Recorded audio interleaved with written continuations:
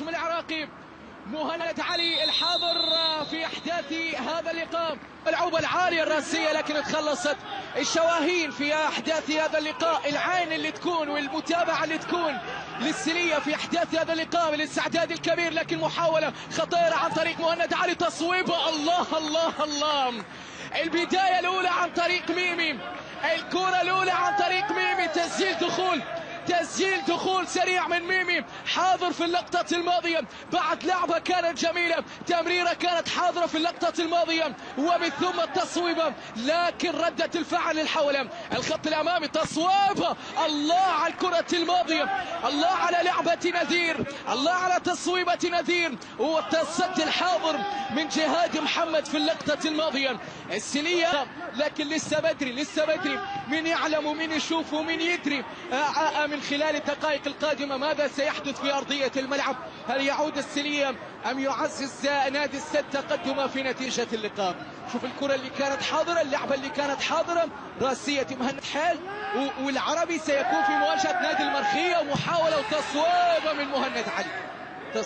من مهند علي اللي كان عنده الحلول في اللقطة الماضية، عنده حل التمرير لحمودان في اللقطة الماضية، عنده حل الترويض في اللقطة الماضية، لكن استعجل مهند علي وصوب اللعبة الماضية وتتحول إلى ضربة مرمى. الدقائق القادمة حسام كمال، لكن تخلصت مهند علي من جديد. حسام كمال المواجهة، هذه المواجهة رقم 45، وفي المواجهات المباشرة في مختلف المسابقات علو كعب نادي السد على حساب نادي السلية.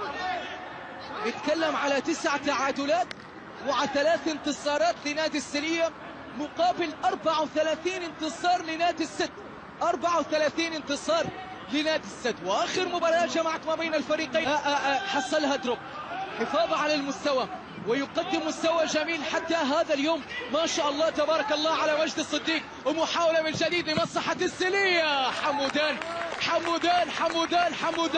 لكن لكل فعل ردة فعل جميلة جدا. شوف لعبة مهند علي، لعبة بعد ذلك حاضرة وتصويبة اللي كان يبحث عن الزاوية البعيدة. حمودان لكل فعل ردة فعل جميلة جدا من حارس المرمى الجمامي.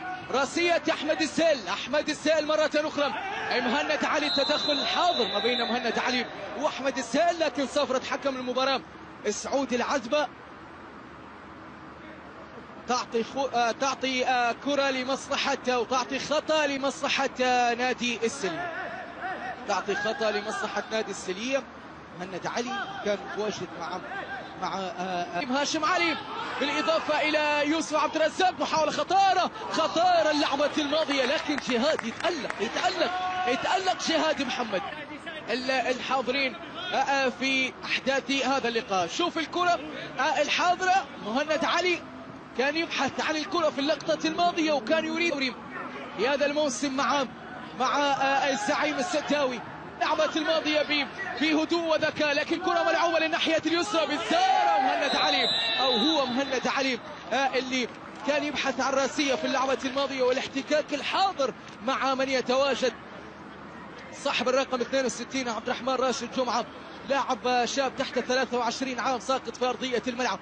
شوف الاحتكاك الحاضر، مهند علي في الموسم الماضي، لكن عرضية راسية خطيرة.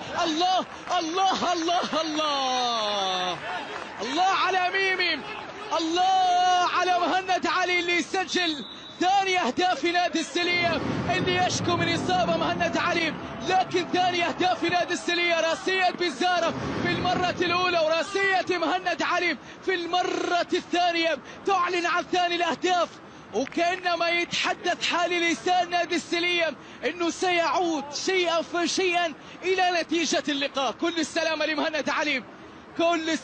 لمهند علي اللي يسجل ثاني اهداف نادي السلية، ويقلص الفارق الى